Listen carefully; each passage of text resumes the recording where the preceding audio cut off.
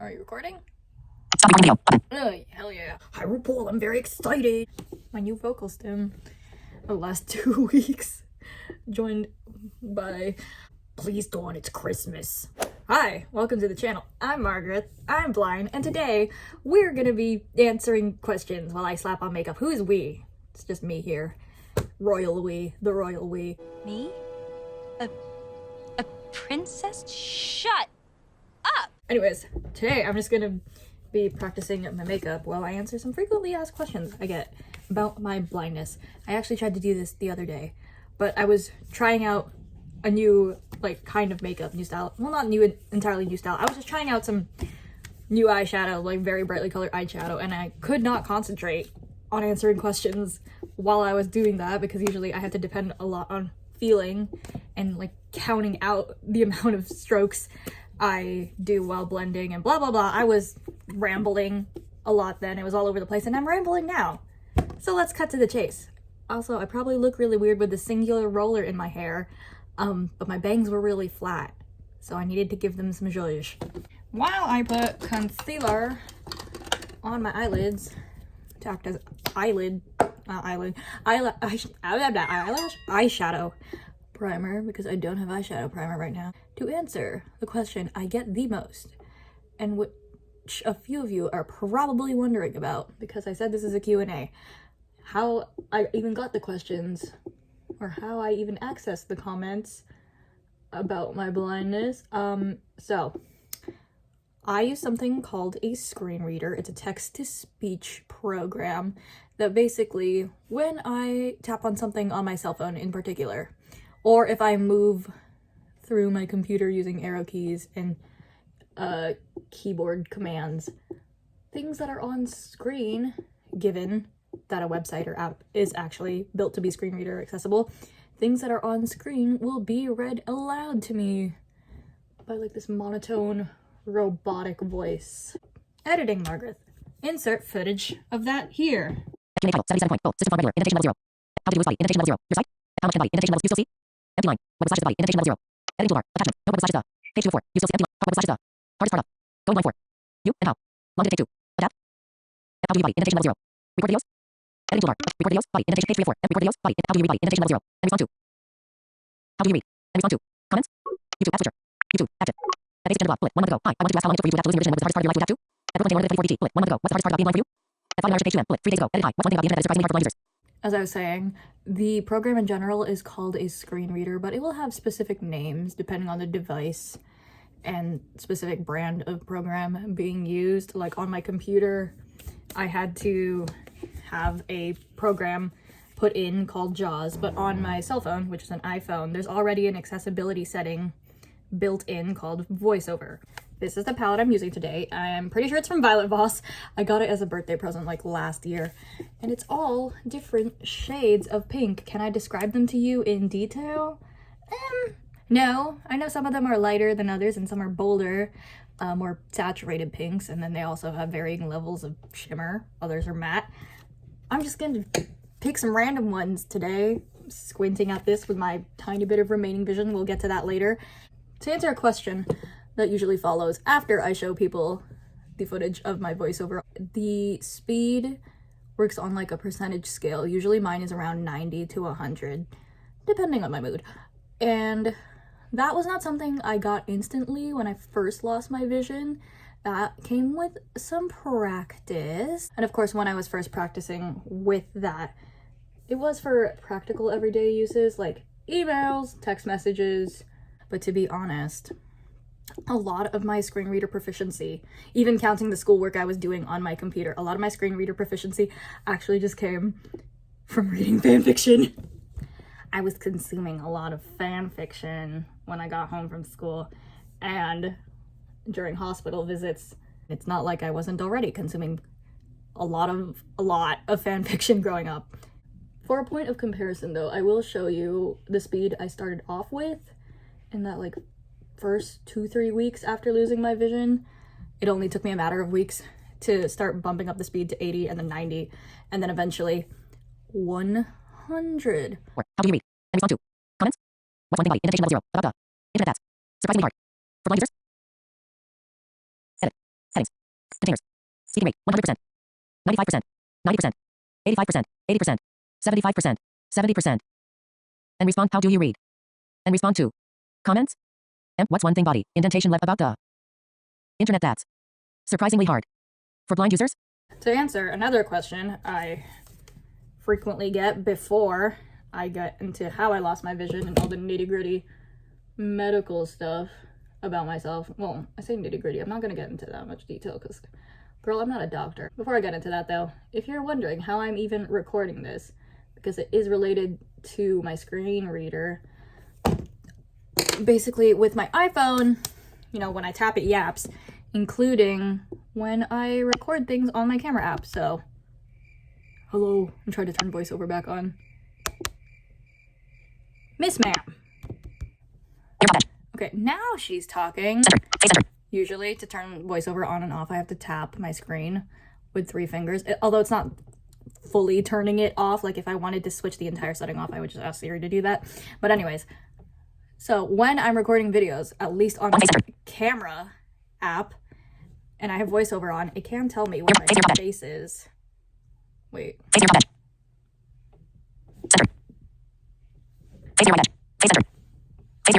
You hear it? Yeah, and it can tell me, of course, if I'm recording and stuff, and usually when I start recording, there is a beep.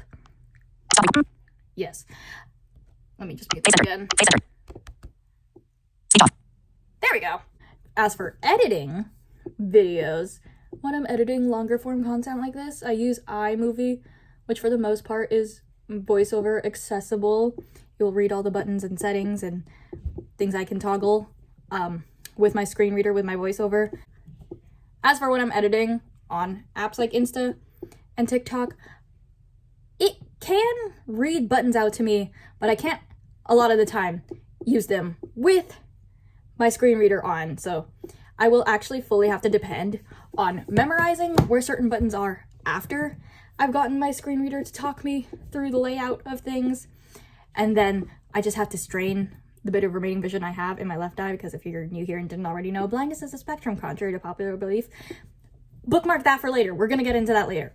Anyways, I will have to strain my tiny bit of remaining vision, oftentimes when editing, and my face will usually be this close to my screen, and I will still miss things. You also have to factor in when I'm recording videos and when I'm editing them, I take significantly longer than a sighted person. You just don't see it because I cut all of that out. Speaking about straining my tiny bit of remaining vision, I often use this 10 times magnification mirror to get an idea of what I'm doing on the side of my face, where I actually have some, in air quotes, functional vision.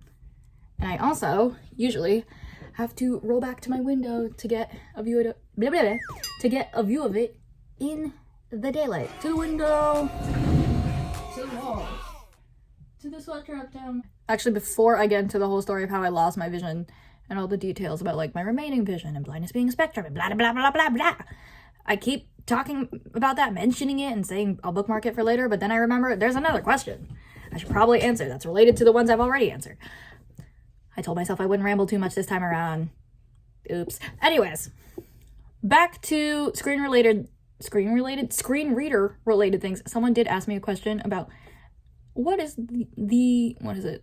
a surprisingly difficult or hard thing to deal with being on the internet as a blind user, and it's when apps and websites aren't built to be screen reader accessible, because when they aren't built for that, then my screen reader does not pick up anything on my cell phone, on my computer, otherwise, whatever, and I just get radio silence. So then I just can't access said app or website for the most part, unless I really, really put myself through the pain, and I'm not exaggerating in this case, unless I really put the strain on my eye and put myself through the pain of trying to use like magnifiers and stuff, which I very rarely do because it is painful. And even more annoying, sometimes apps I use will get updates, and while they were once screen reader accessible, whoever's doing the updates said, screw you blind people, and a significant portion of the app will no longer be accessible. Now we can get into how I even lost my vision and all that. So, if you didn't already know, I was not born blind. I lost my vision when I was 16. And actually, up until I was like 15, I had 20/20 vision. And then in grade 10, was it grade 10? No, grade 9 or grade 10, I got glasses. Girl, I had to go digging through some old photos, and I found this old archived Instagram post, and the caption was, "The thirst is real." If you can't see the photo, it's teenage me with my, I don't know if they're that thick, black frame glasses, and I'm drinking out of a Captain America water bottle. What a dweeb. I love her. Okay, moving on.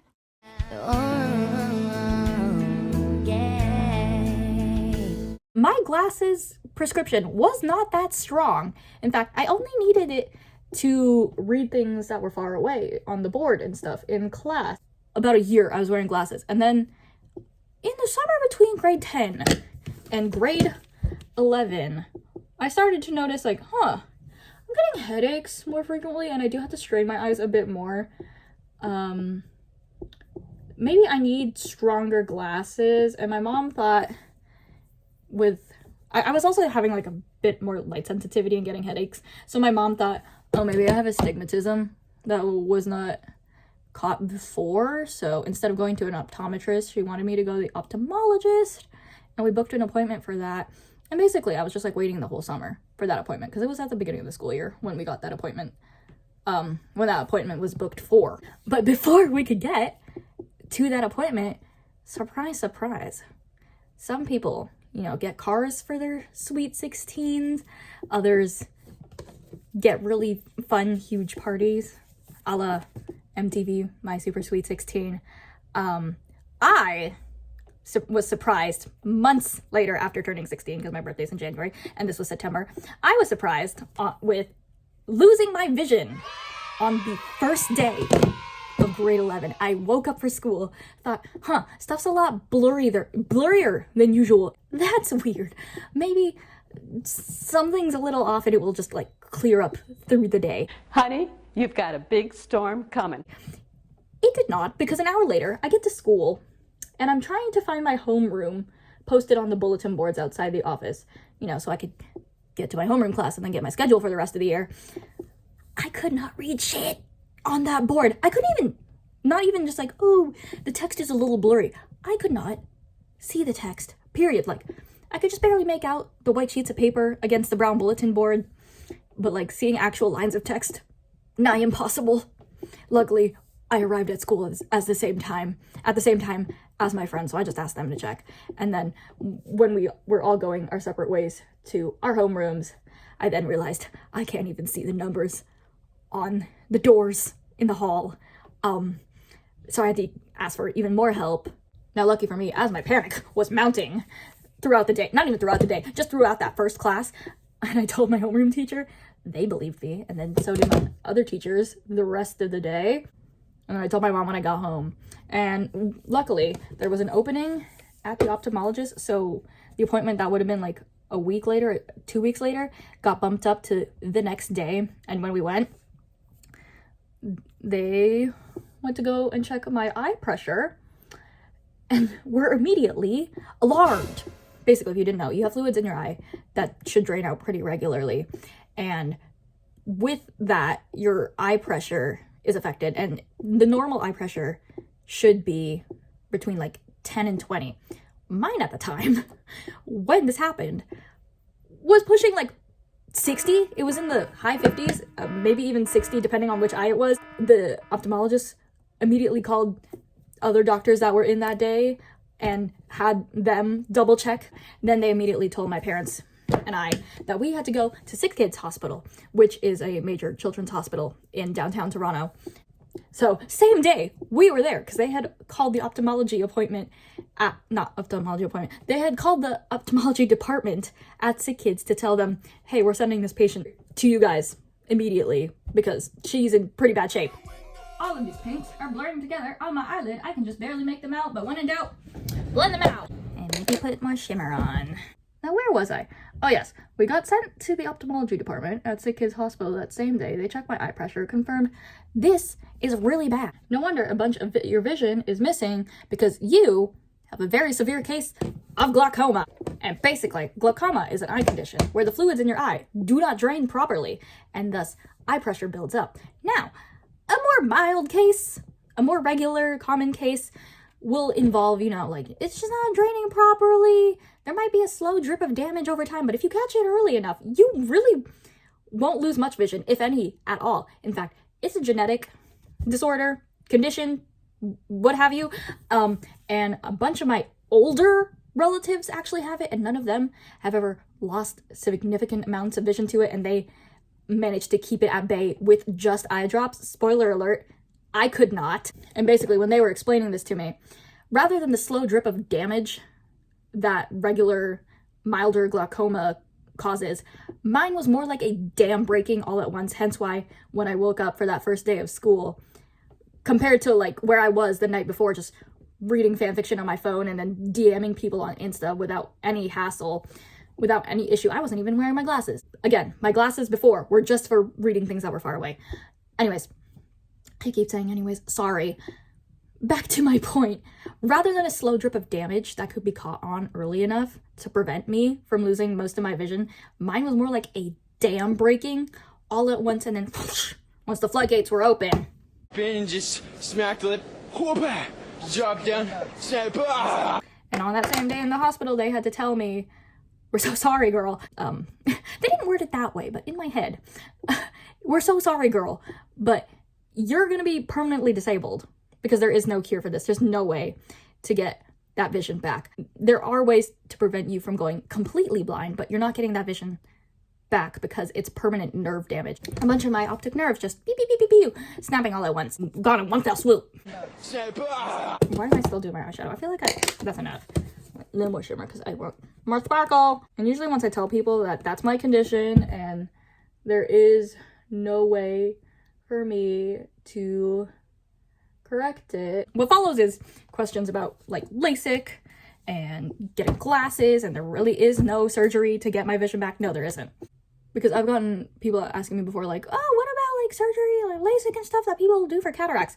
Completely different eye condition, completely different part of the eye that's damaged. The laser will not go to the back of my eyeball to where my optic nerves connect to my brain and solder them together, back together to fix them. So I'm just kind of stuck with the nerve damage that's already there.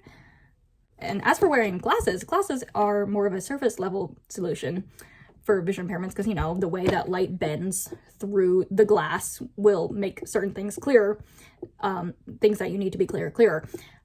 Again, my case, I don't have the optic nerves to even process the information that would come through from glasses bending the light to make things clearer to other people.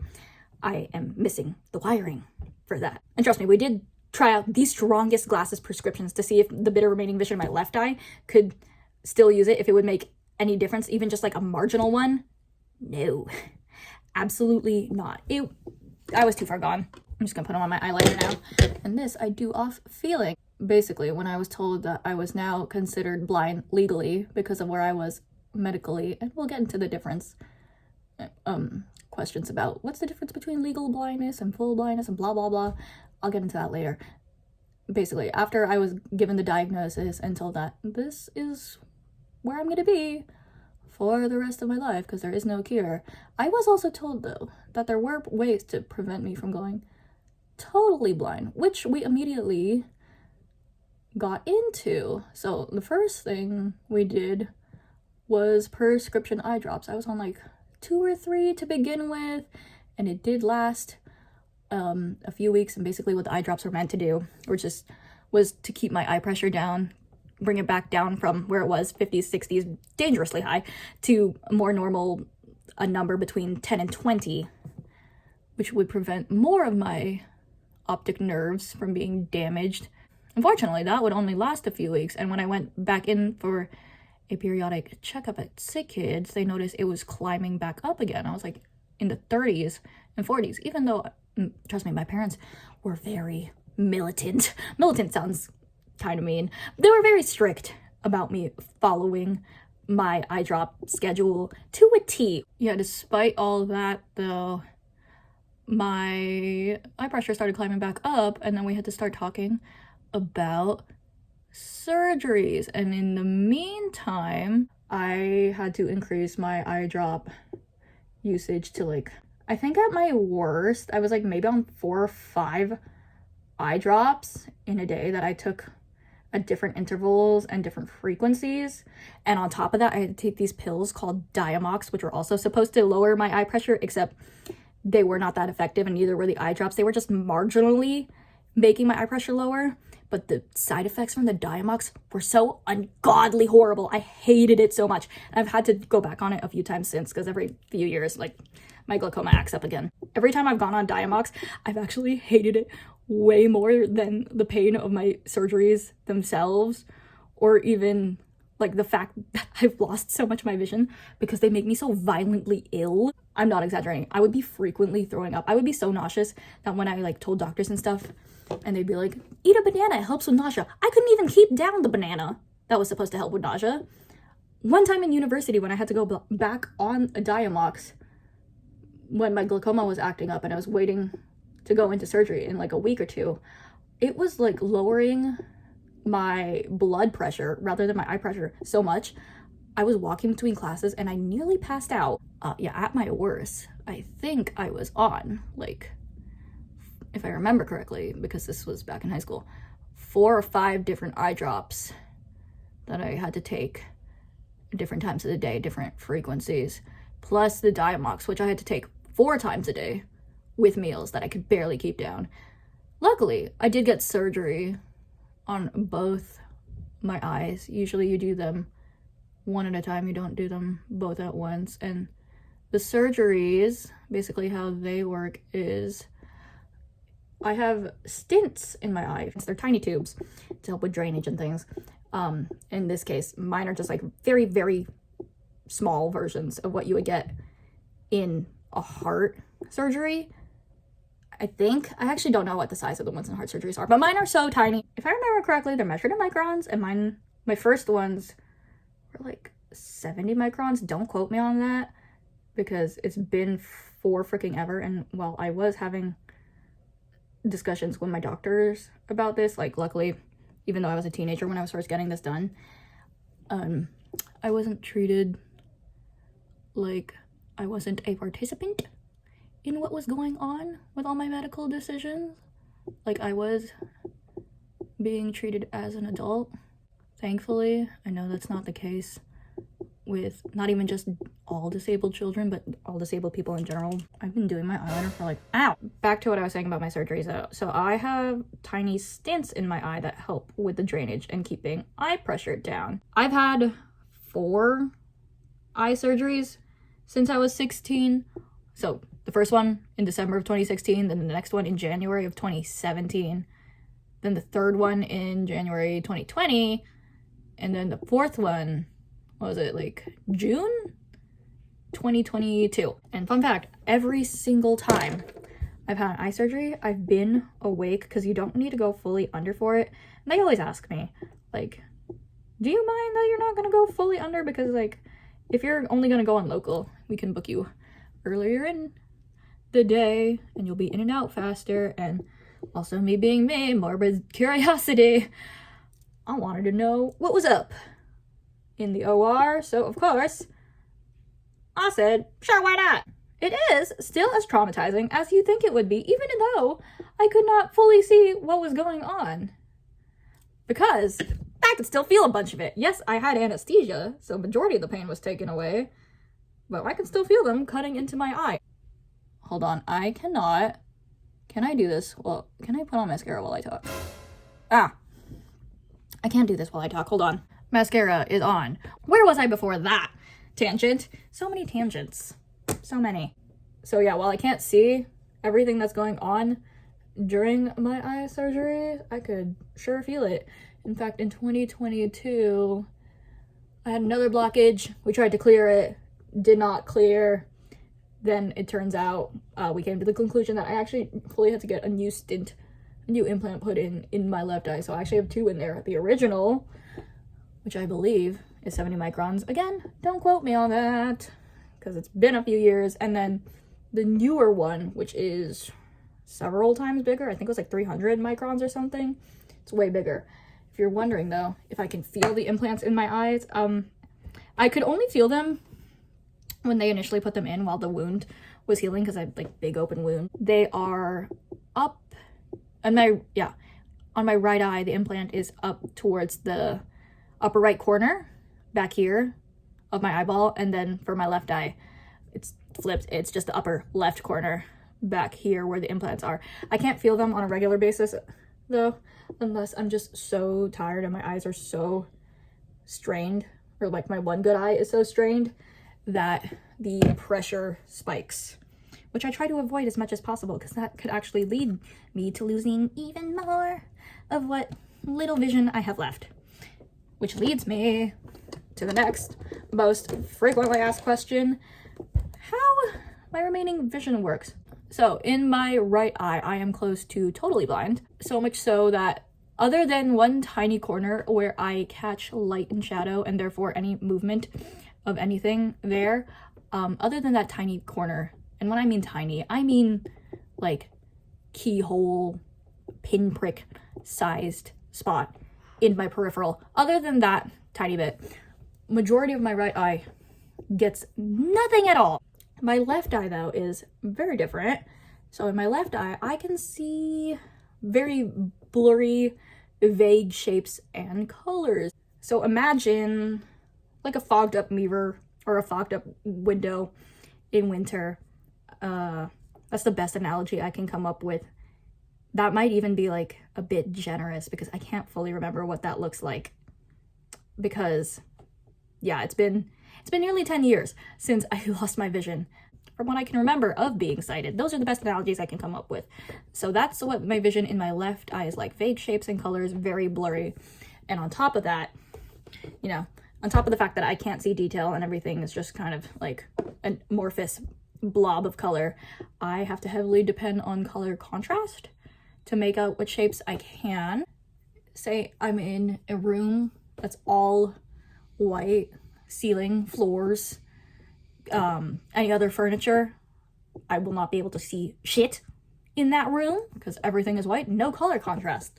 I also don't have depth perception, so that makes shapes harder to distinguish from one another. Imagine going down the stairs and you can't tell how steep that staircase is or where the edges of each step are. Same with the curb. That's what it's like to have no depth perception.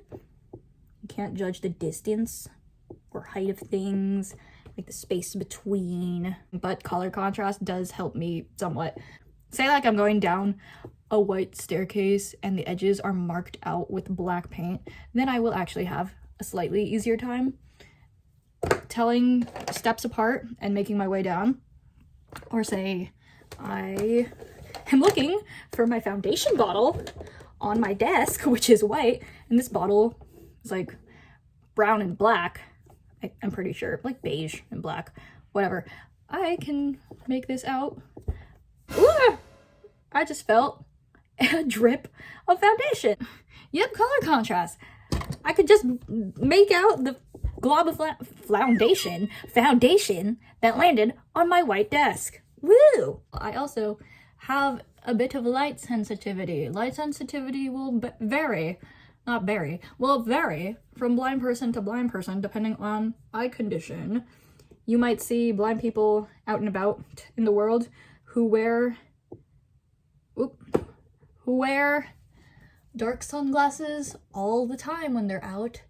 I am not one of them. Okay, I do wear dark sunglasses or sunglasses in general on very sunny days, because if I do not, once I go into a building with more shade or, you know, artificial light, that's a big contrast to the sunny outdoors, my tiny bit of remaining vision gets even worse and is just filled with spots. And it usually takes me, I don't know, like 3, 4, sometimes 5 minutes to try and adjust or to return to my usual level of shitty eyesight. Also, if I spend too much time outside on a super sunny day without sunglasses, I get super duper annoying headaches. And I had quite a few when I was 16, specifically centered right behind like my eye. Very, very sharp stabbing pains constantly. And that was a combination of the actual super heightened eye pressure and the eye strain that followed subsequently. Oh wait, I didn't put concealer on my under eyes. Where am my concealer? Was that you? No, that's setting spray. I was already putting on setting powder. What the? Ah! I can still pop this on. I didn't put any setting powder under my eye yet. Yeah, so to reiterate where I am at with my tiny bit of remaining vision. My right eye is close to totally blind, other than one tiny corner where I get light shadow and therefore any subsequent movement. And then my left eye has more remaining vision, and it is the, in air quotes, functional eye, albeit that functionality is still nowhere near the level it was when I was fully sighted. Everything is extremely blurry. I get vague shapes and colors. I heavily depend on color contrast. Which also means when there are colors that aren't super high contrast, I do get them mixed up with one another. Say like dark blues or super dark purples and blacks. I will just often mistake for just black. I don't have depth perception. I cannot see detail, but I can use my tiny bit of remaining vision if I strain it enough and if I use magnifiers to read on occasion. I don't do it too often because it does cause a lot of pain. And of course, like I said before, my face is usually this close to my screen when I need to strain my tiny bit of remaining vision. Hi, editing Margaret chiming in because I forgot to add one major detail about my remaining vision in my left eye, and it's that my peripheral is slightly better than my central vision in my left eye. So if I'm trying to look at myself head on in the mirror with my eyes centered, I actually can't make out my face at all. But if I, shift my eyes over slightly and use my peripheral vision, I can just barely make out where all my features are, like my eyes, my nose, lips, whatever, eyebrows. Are they in any detail? Still no. They're still fairly blurry, but hey, it's something. I can't believe I nearly forgot to mention that, but I do it so often, it's basically second nature to me. Like, I really only think about it when sighted people bring it up. So if you ever notice, I have a tendency to look to the side in videos or whatever. That is the reason. It is a subconscious habit I have developed over time. I really have a hard time centering my eyeballs because of it. So that is how my remaining vision works, but I am still considered blind, which leads me to the next question that is frequently asked. What is the difference between blind and visually impaired, and what do you mean by, like, blindness is a spectrum?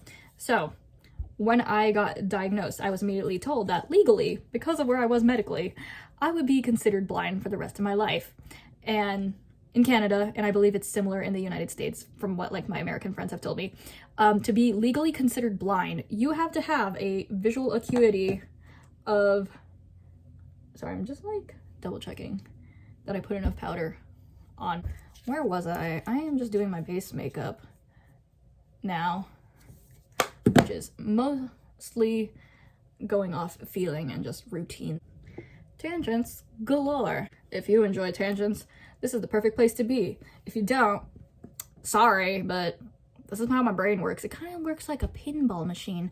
My thought process is not very linear. It's just, I'm bouncing thoughts around like a pinball. Boop, boop, boop, and sometimes there's two of them in play. Even more chaos. Back to what I was saying way before that. To be legally considered blind in Canada, you have to have a visual acuity of 20/200 after correction, or worse.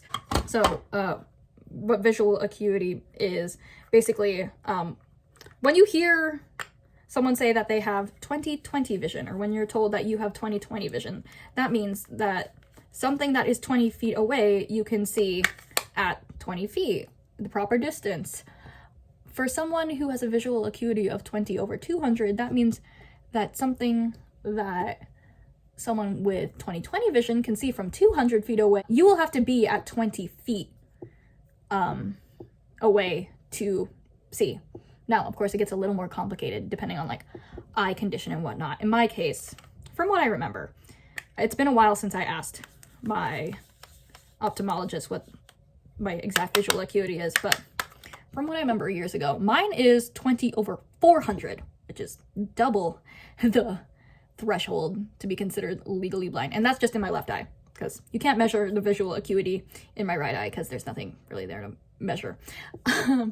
So my, visual acuity in my left eye is 20/400. So something that someone with 20/20 vision can see 400 feet away, I will have to be 20 feet up just to notice.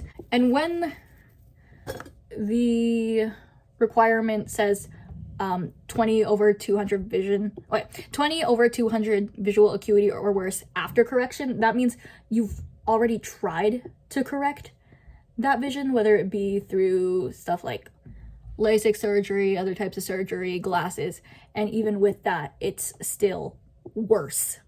And that is the threshold for legal blindness. What's the difference between like being medically blind and legally blind? Well, to be considered legally blind, you still have to have like a bunch of medical records confirming that. Like, that wasn't just decided willy-nilly. We had to submit all my records to the government and stuff, and to the Canadian Institute for the Blind to receive the services associated with being disabled and blind. And what's the difference between being blind and visually impaired? So majority of sighted people will think blind only is like total blindness, nothing at all. But I don't remember the stat exactly. I'm pretty sure it's on the CNIB site. Majority of blind people, because we say blindness is a spectrum, have a tiny bit of usable vision, whether it's like my level or whether it's strictly light perception. It differs again from condition to condition. Hi Diva, editing Margaret back again because I went to CNIB site to try and find the exact stat about how many people, blind people in Canada, have a tiny bit of remaining vision versus how many are totally blind. I thought it was on there. Maybe it was before and they just changed the layout of things, or maybe I'm just delulu. But there is just generally a very helpful section on CNIB's site going into facts about blindness, legal blindness, blindness being a spectrum, whatever, and studies and a whole bunch of helpful information. If you want to read up on that, if you want to go on a little deep dive, I will put it in the description, because if I get into all of it now, we're going to be here forever. But here's a bit of it. And facts. Many people who are blind have some remaining vision. Page 2 of 7. Many people who are blind have some remaining vision. If someone tells you they're blind, don't be surprised if you find they still have some useful sight. Different causes of blindness affect people differently. Some eye diseases impact central vision, others affect peripheral vision.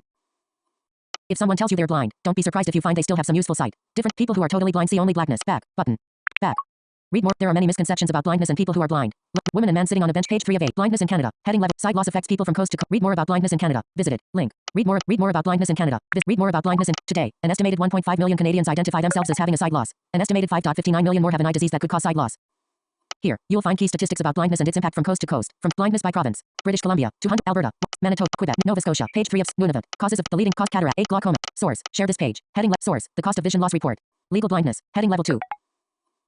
Legal blindness. Legal blindness is a level of blindness that has been defined by law to limit some activities for safety reason, such as driving, or to determine eligibility for disability-related government programs and benefits.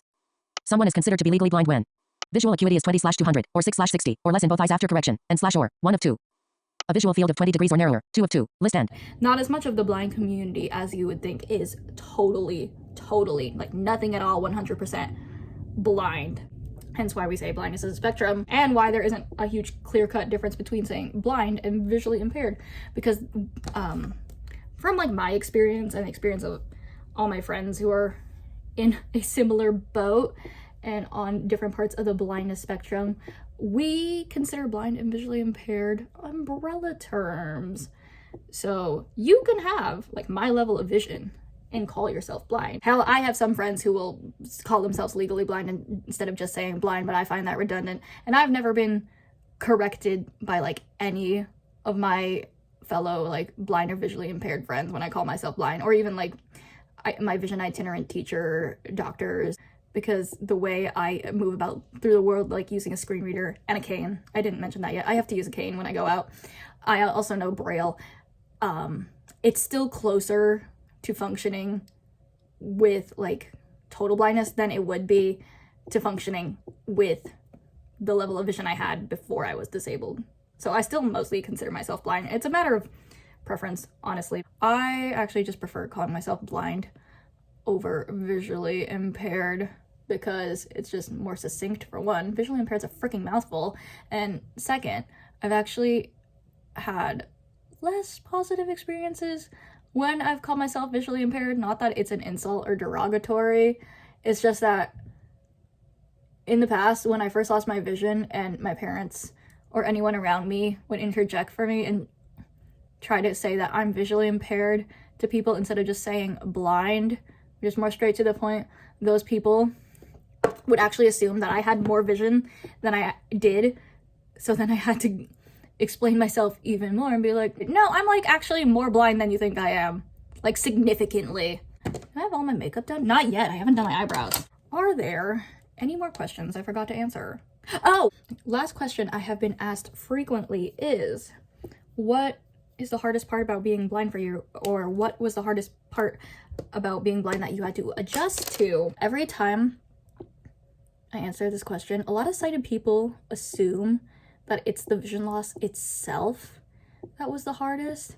And from my experience, it was not the actual loss of vision itself. It was the social anxiety and the way people were treating me afterward that was the hardest part to adjust to, because I was not disabled before I lost my vision, and then suddenly I was thrown into the deep end.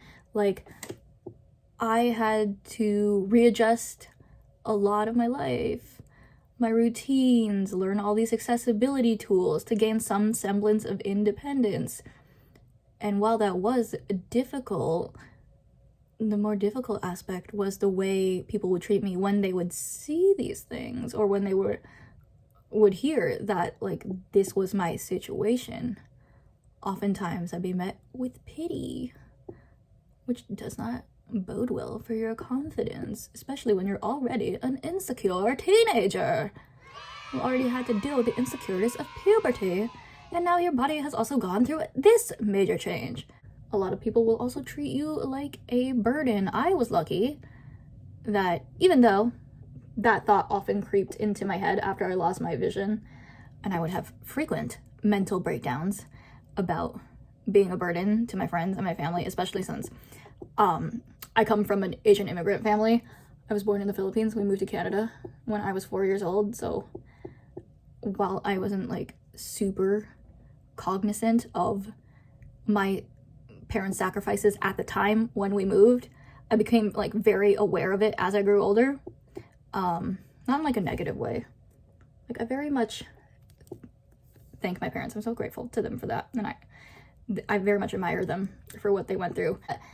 There was this voice in the back of my head though that would constantly tell me, like, your parents sacrificed so much and you ended up like this. Like, how are you gonna, like, how will you have the future that they hoped for you? And just remember, no one will ever be able to hate you more than you already hate yourself. And of course, I was lucky. Again, I had my parents, I had my friends, I had a bunch of teachers that were extremely supportive and extremely patient with like the whole process of working out all the bugs and whatnot when I was getting used to my accommodations. But even with that, the very loud minority of people who would say the negative things would get into my head and would make it harder for me, because of my anxiety, it would make it harder for me to ask for help and to accept those accommodations and tools for accessibility that would make my life more independent. Really good example of this. For a year after I lost my vision, I very determinedly did not use a cane, even though it would have helped me significantly. It would have prevented a lot of injuries. I just got changed and threw some earrings on for this last bit and finally put my hair down, or put my bangs down. Like I was saying, when that happens, it often makes it harder to ask for help and accommodations, or to accept it when it's offered, because you get in your own head, like, this isn't just me, I've talked to other blind friends about this, you get in your own head about looking more disabled by accepting these things, so then you refuse it, and in a weird like feedback loop, you end up in an attempt to be, or in an attempt to look as independent as possible, you struggle more when in reality you would be more independent and more confident if you actually, you know, just accepted the fact that you are disabled. Sometimes you will have to ask for help. You will have to accept accommodations, and it's not a sign of weakness. It's just evening the playing field for yourself. It's just bringing your quality of life up so you're on a more even footing with able-bodied people. Yeah, it might require like a bit more time and differing techniques, differing tools, but you shouldn't really be ashamed of it. Besides, let's be real, you can become disabled at any point in your life, able-bodied people. I don't mean that as a threat. I mean, look at me, okay? I went blind randomly as a teenager. I did not see it coming. Pun intended. One time I made that joke in high school, like right after I lost my vision, and I like ran into one of my teachers in the school elevator. Like you had to be either a teacher or a student with medical needs to have access to it with a key, and he was wondering why I was in there, and I told him like the whole spiel about how I just lost my vision, like majority of my vision, and then I said, yeah, I didn't see it coming at the end, and he said, Margaret, that's not funny. That final tangent aside, that's all the questions we have for today. I'm pretty sure all this rambling has raised even more questions, so if you have more for me, leave them below, and I will get to them.